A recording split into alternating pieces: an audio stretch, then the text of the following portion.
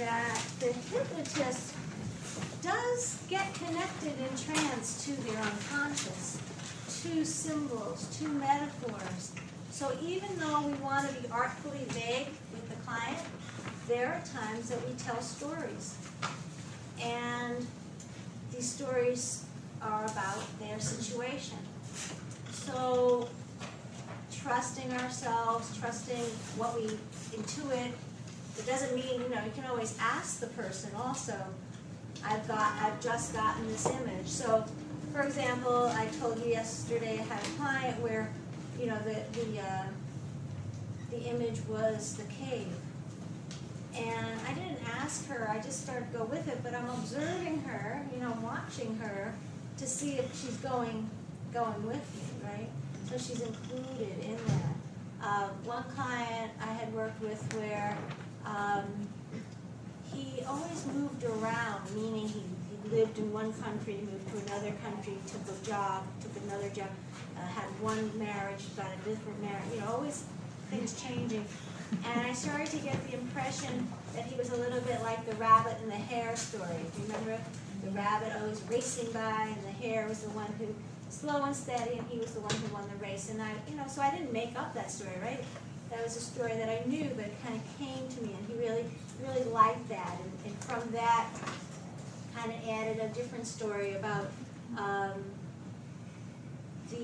the wild boy who grows up in the forest and doesn't have any rules, because he was sort of a young man who didn't have parents who really guided him at all. So he really kind of discovered his way on his own. And so that kind of came up for me. I mean, he's telling me that this is what his life has been like, but the imagery I got was from my own something within, my greater will within. And then it's about sharing a story. And the stories are related to the person. So you'll see in this technique, again, ways of taking the person, connecting with the person, offering a story, and guiding them to possibly a solution, or at least feeling as though they're understood, as though their story is understood in a different way. Metaphors are an indirect way of communicating. They're used very often in hypnosis, but stories are used very often in culture, right? I mean, we start with the oral tradition. We have our books, we have our theater, we have our movies. This is one of the ways that we get to share and express with people stories about personal experiences, stories about other people, and now they're about how is it parallel to you. So I invited Greg to come on up, and I don't know what you want to work on. I know earlier you mentioned procrastination, but it could be something else. Just grab my paper. So this is the type. This particular one I'll jot things down. I'm going to actually, there'll be a point when we'll be working, and then I'm going to say I'm just going to sit quietly as you're sitting quietly, and I'm going to see what other symbols or metaphors emerge. So there will be a little bit of a quiet period. Okay? So is this the first time you're sitting up here? Yeah? And I know Rachel's not seeing you at all, so Rachel, you want to move your chair or something? And again, how some of you sat down, if you like that felt good to you, to do that. We just took a break, so our phones off, as best as we can. Maybe you can close the door, Kristen, that would be great. So how was it sitting up in front of you? Good. Comfortable in these chairs? I know, I was thinking about using the black chairs. I sat in this chair. I don't know if you have any preference. No, please. We're doing okay. All right, so Greg would, what do you want to work on today? Being, something about outside, being more decisive. More decisive. You were decisive about that. What'd you say? Took a while. You didn't see the process behind it. Oh, okay. All right, but the idea about being more decisive. And decisive about what? Well, I mean, micro and a macro scale. I mean, I've changed paths a lot of times, which isn't something I regret in any way.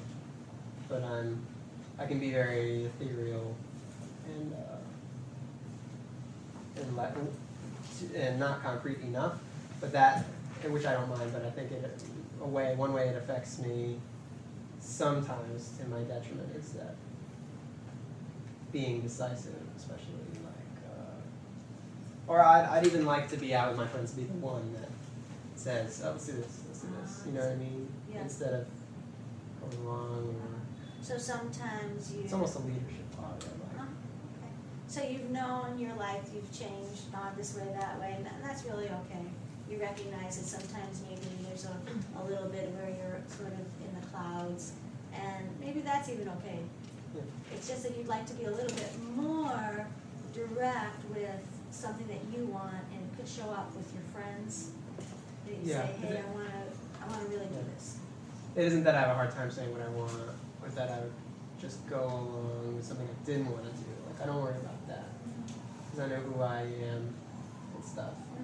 But it's, I guess the last thing I said, it's almost a leadership quality I like, because it's a lot of other parts of myself come around to the point where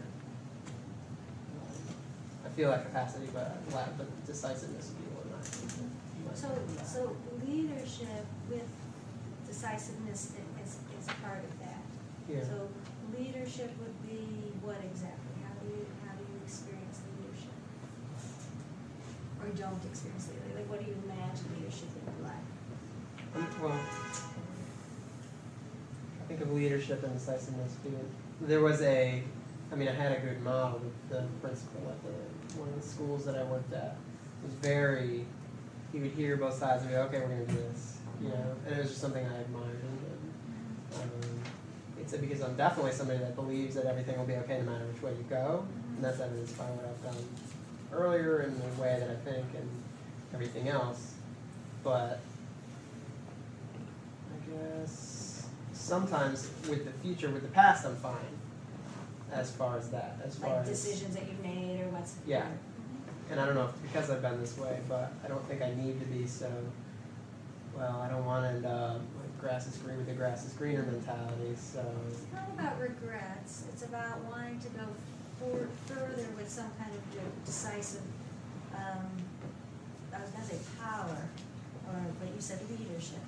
So there's some, like you're saying, the principal. You liked his style. Like he would listen to both things, and then he would be saying, okay, we're going to go this way. yeah. And you don't see yourself right now, up until this point, being able to make a decision that clear and that forthright. Is that correct? Yeah. Yeah, I might see if that's kind of the direction I was leaning first, which is fine to feel things out, but there are some situations, like, my girlfriend is very much just indecisive. So if we go to pick a movie, I just say, no, you can, no, I won't, you. So it goes back and forth. At a certain point. I won't be able to. So that would be one place, one context where you'd like to be more decisive, is saying, okay, we're going to watch this movie. Right. Like not have to go back and forth. And where else would you like to be more decisive? On a more macro scale, like, I don't need to lock myself into one or the other career path any more than I've been careful not to in the past. But I'd like to feel that eventually I'll end up in something I'll stick with, for a while, for some time, to experience the benefits of having an experience enriched by, a good amount of time there. So on this larger level, it's really about which of the many careers that I have kind of allowed myself to be good at, am I going to really tend to for a while? Yeah. And I don't have to be locked in, but I'd like to see what would it be like, and I'm still not really, maybe I haven't made a complete commitment to that. And I guess what I got a little bit from you and a little bit from Steve is that you have a massage career and a what's this one? Massage school. I was a musician.